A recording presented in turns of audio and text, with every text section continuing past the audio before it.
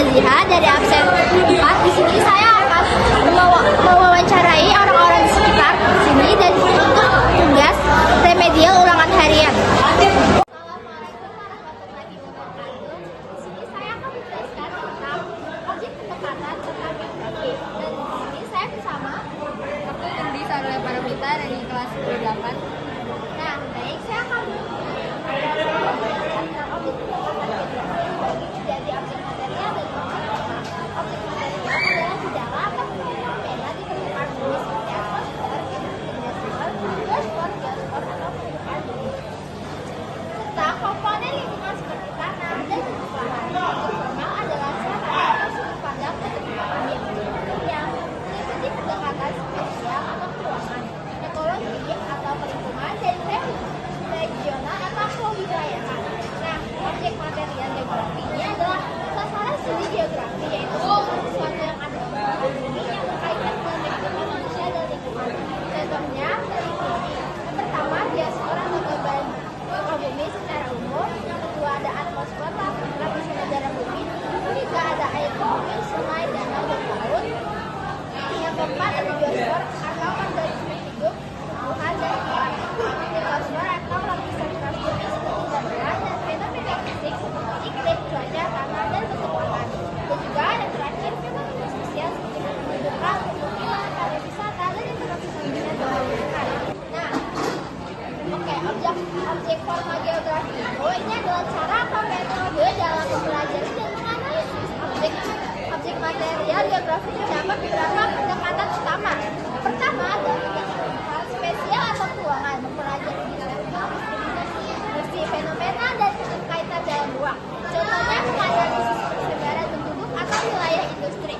Yang kedua adalah pendekatan ekologi atau lingkungan, mempelajari hubungan interaksi antara makhluk hidup dan lingkungannya dan relasi hubungan antara manusia dan alam. Dan terakhir ada pendekatan regional kewilayahan, mempelajari karakteristik dan fenomena pada suatu wilayah tertentu secara menyeluruh dan termasuk aspek fisik dan manusia. Gimana nih penjelasan aku? Udah jelas belum? Jelas banget sih penjelasannya. Nah, kamu boleh kasih tahu nggak nih tentang pesan dan kesan buat penjelasan dari aku? Penjelasan dari Faira sendiri jelas banget. Terus aku paham banget sih dengan cara dia ngejelasinnya. Terima kasih. Assalamualaikum warahmatullahi wabarakatuh. Pertama-tama perkenalkan nama saya Alfaira Syafinaziha dengan partner saya Muhammad Rizky Adi Kusuma. Baik, di sini saya akan menjelaskan tentang konsep geografi. Nah, konsep geografi adalah ini dasar pola abstrak atau perangkat pikiran yang digunakan untuk memahami dan menjelaskan gejala di bumi, baik alam maupun manusia, serta interaksi antara keduanya dalam suatu ruang dan waktu.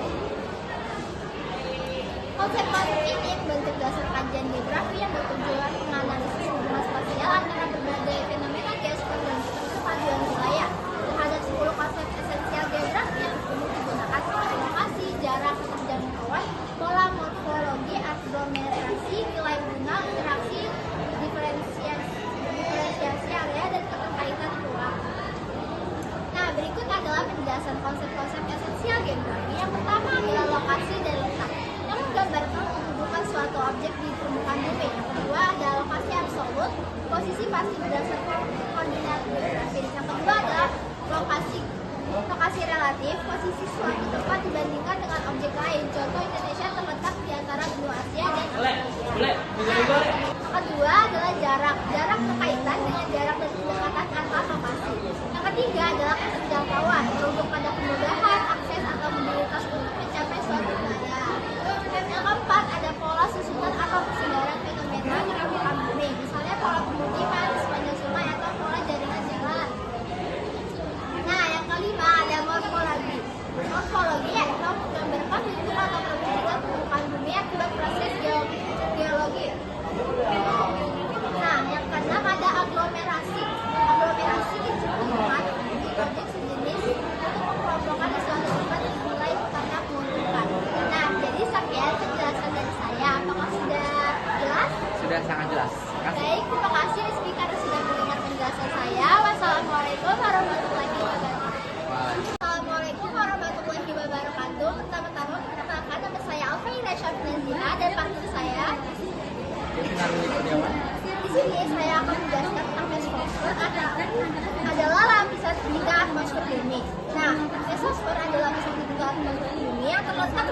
stratosfer dan termosfer sekitar 50 hingga 85 km di atas permukaan bumi. Nah, di lapisan ini dikenal sebagai tempat tertinggi di atmosfer dengan suhu menurun hingga minus 90 derajat dan merupakan tempat di mana sebagian besar meteor terbakar habis sebelum mencapai permukaan bumi. Nah, lokasi dan ketinggiannya, mesosfer berada di atas stratosfer dan di bawah termosfer. Dan itulah ketinggiannya berkisaran antara 50 hingga 85 km di atas permukaan bumi.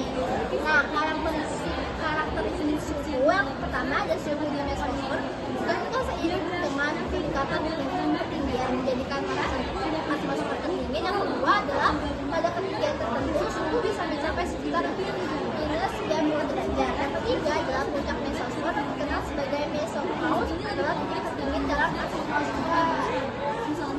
Nah, fungsi pertama perlindungan itu fungsi pertama dari meteor. Fungsi utamanya adalah perlindungan dari meteor. Mesosfer adalah lapisan tempat sebagian besar meteor terbakar dan hancur karena tersebar dengan molekul gas di udara, melindungi bumi dari bentuk benda langit tersebut.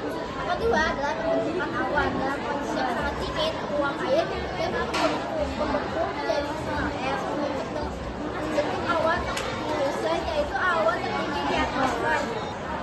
Yang ketiga adalah komunikasi. Meskipun tidak setebal lapisan lain atau atom yang terionisasi di mesosfer dapat memantulkan gelombang elektromagnetik seperti sinyal radio yang mendukung komunikasi. Nah, karakteristik lainnya yang pertama adalah angin kuat. Mesosfer memiliki angin zona yang kuat, masuk suhu atmosfer dan gelombang gravitasi atmosfer. Yang kedua adalah partikel meteor. Selain gas, mesosfer juga mengandung partikel asap dari meteor yang terbakar mengandung atom-atom logam seperti besi dan natrium. Sekian penjelasan dari saya. Apakah sudah jelas? Ya. Terima kasih karena sudah mendengarkan penjelasan dari saya. Wassalamualaikum warahmatullahi wabarakatuh. Assalamualaikum warahmatullahi wabarakatuh. Perkenalkan nama saya Alfa Syafridah dengan partner saya. Nah, di sini saya akan membahas tentang penjelasan tentang atmosfer. Baik, atmosfer adalah lapisan gas yang terjadi di bumi, terdiri dari beberapa lapisan seperti troposfer, stratosfer, mesosfer, termosfer, dan exosfer. Nah, gas-gas utama penyusunnya adalah nitrogen dan oksigen. Namun untuk mengandung karbon dioksida dan uap air, atmosfer berfungsi melindungi bumi dari radiasi matahari yang berbahaya, menyerap panas, menyediakan udara untuk pernapasan, serta menjadi arena terbentuknya cuaca dan iklim. Yang pertama ada perlindungan dari radiasi cahaya, kayak misalkan ada lapis ozon di stratosfer menyerap radiasi ultraviolet atau UV dan juga dari matahari, sehingga melindungi bumi dari bahaya seperti luka bakar dan juga kanker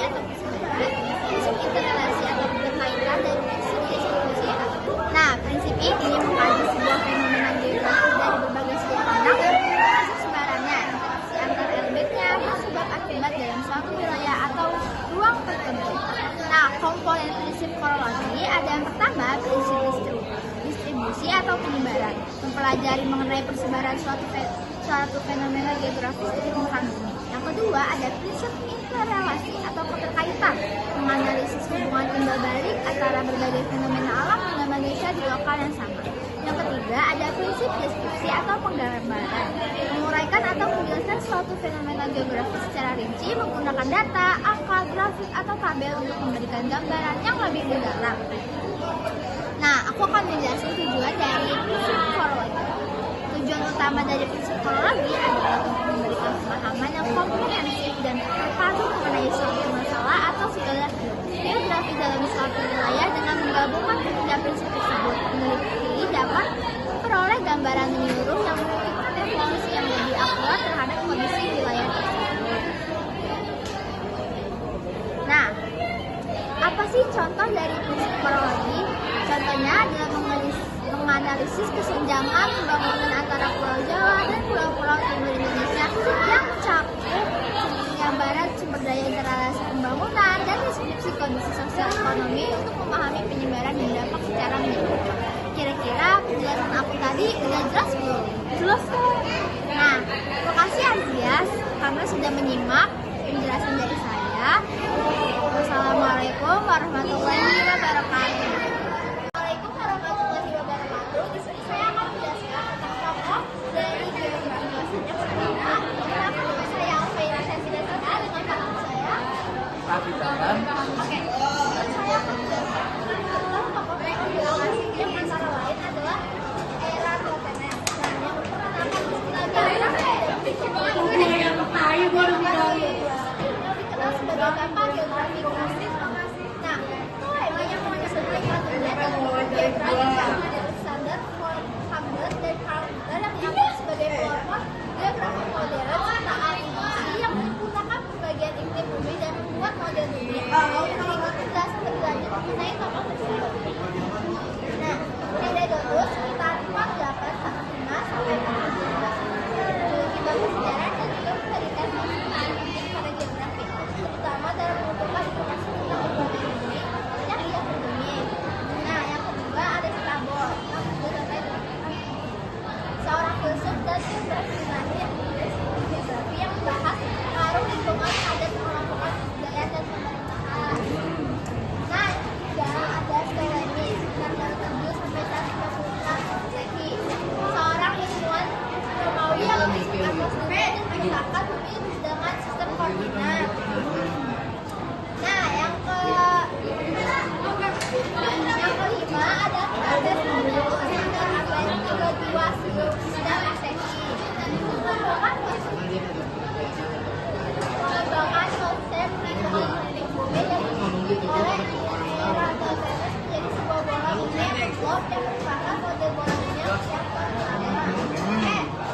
Tokoh geografi yang pertama ada Archimedes seorang geografi Arab yang membuat model bumi dan merupakan sebagian dari bumi. Dan yang kedua ada Al-Khwarizmi sekitar 530 sampai 850. Seorang ahli matematika dan geografi yang menganalisis kamus geografi dari garis bintang dan bujur. Nah, tokoh geografi yang modern yang pertama ada Alexander von Humboldt.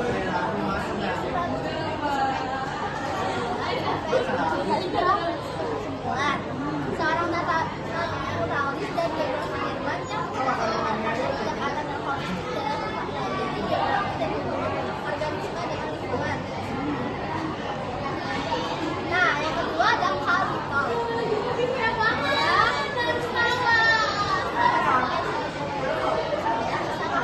Dianggap sebagai pelopor geografi modern yang mempelajari sistem alamiah, gejala alam dan kebudayaan manusia di bumi. Yang ketiga ada Friedrich Russell dari 1844 sampai 1904, pelopor dalam bidang geografi manusia yang mengkaitkan geografi dengan manusia dan lingkungan. Ya, segitu saja penjelasan dari saya. Apakah sudah jelas? Sudah sangat jelas. Terima kasih atas sudah mendengarkan. Ya. Saya wassalamualaikum warahmatullahi wabarakatuh. Assalamualaikum warahmatullahi wabarakatuh. Di sini saya akan menjelaskan tentang pendapat dengan partner saya.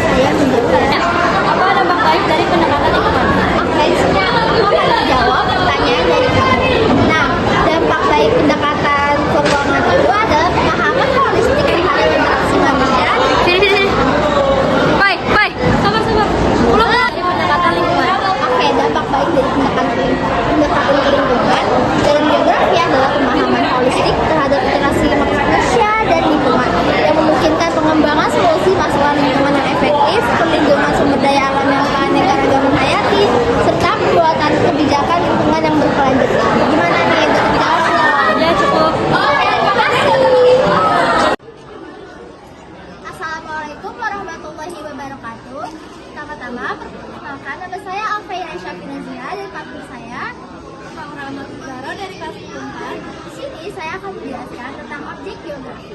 Nah, objek geografi terdiri dari objek material, segala sesuatu di geosfer seperti litosfer, hidrosfer, atmosfer, biosfer, dan antroposfer.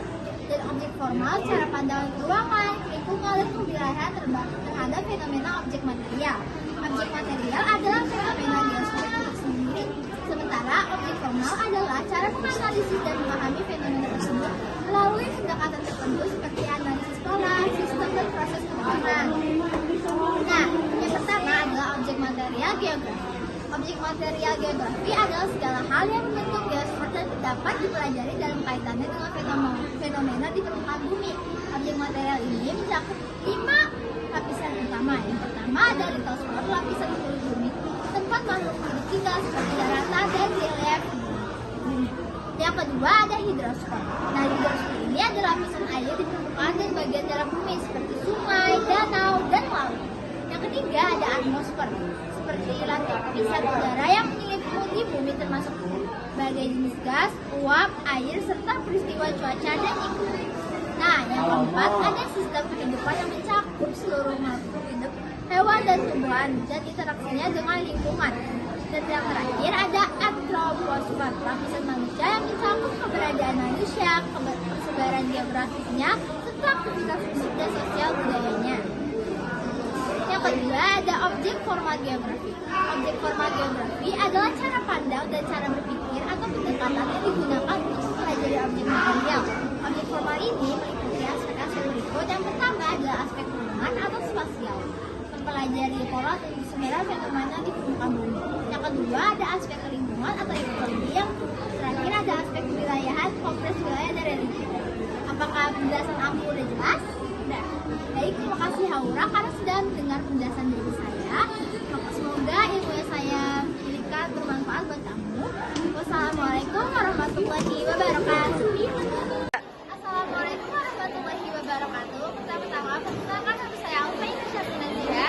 Dan partner saya Mandita Teknologi dari kelas Indonesia. Nah, kira-kira kamu tahu belum definisi geografi untuk kata asli? Oke, pas banget karena kamu belum tahu. Jadi aku bakal menjelasin definisi geografi dari kata ahli. Nah, definisi geografi dari kata ahli adalah menekankan pada studi tentang permukaan bumi, analisis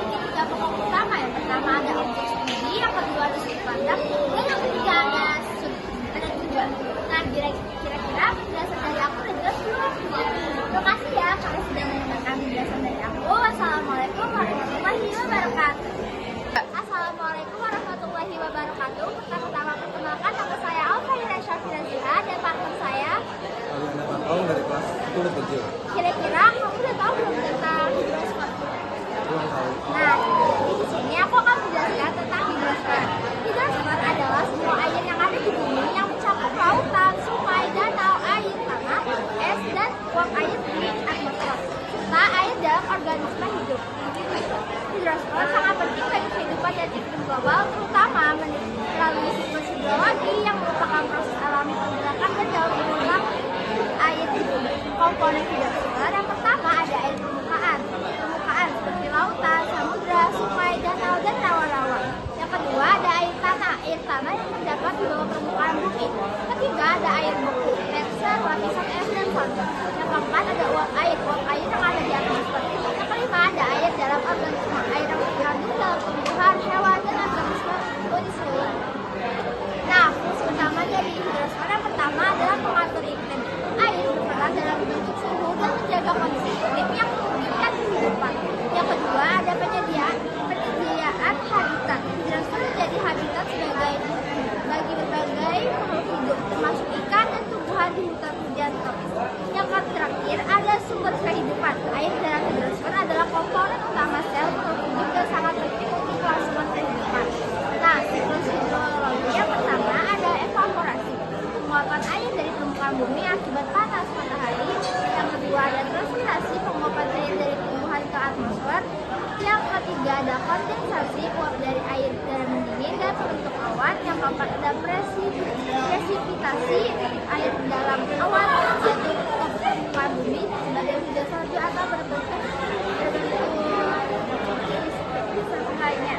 Jadi hidrosfer itu adalah lapisan air yang di permukaan bumi sebagai sumber air yang ada di bumi. Kata hidrosfer berasal dari kata bahasa Inggris artinya hidrosfer. Hydro berarti air dan sfer berarti buatan atau lingkup. Nah, contoh fenomena hidrosfer ada seperti abrasi dan erosi sungai di pantai. Fenomena unik seperti pertemuan laut di belakang, peristiwa bencana seperti banjir dan tsunami, serta fenomena yang berkaitan dengan es dan air tanah. Nah, kira-kira penjelasan aku tadi sudah jelas belum?